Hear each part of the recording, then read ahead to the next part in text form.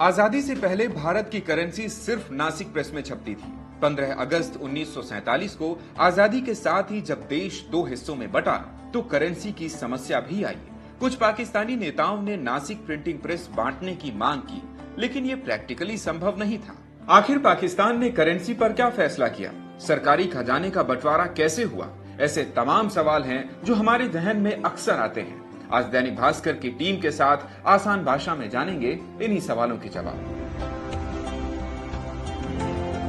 पहला सवाल ये है कि भारत की आजादी के लिए 15 अगस्त को ही क्यों चुना गया?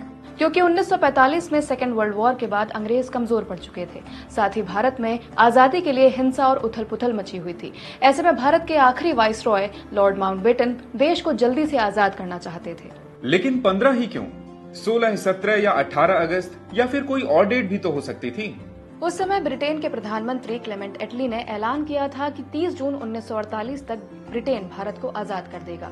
लेकिन माउंटबेटन के कहने पर 4 जुलाई 1947 को ही ब्रिटेन की संसद ने इंडियन इंडिपेंडेंस एक्ट पारित किया, जिसमें 15 अगस्त 1947 को भारत से ब्रिटिश शासन खत्म करने का प्रावधान था। लेखक लैरी कॉलिंस और डोमिनिक लेपियर ने अपनी किताब फ्रीडम एट मिडनाइट में लॉर्ड माउंटबेटन के हवाले से लिखा कि यह तारीख अचानक उनके दिमाग में आई थी, क्योंकि इसी दिन 2 साल पहले जापान के राजा हिरोहितो ने विश्व युद्ध में ब्रिटेन के सामने आत्मसमर्पण किया था।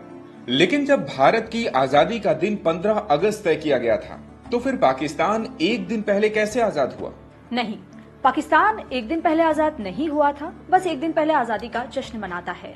जिन्ना ने पाकिस्तान की आजादी पर दिए गए भाषण में साफ कहा था कि 15 अगस्त स्वतंत्र और संप्रभु पाकिस्तान का जन्मदिन है। पाकिस्तान की पहली डाक टिकट पर भी आजादी की तारीख 15 अगस्त ही है।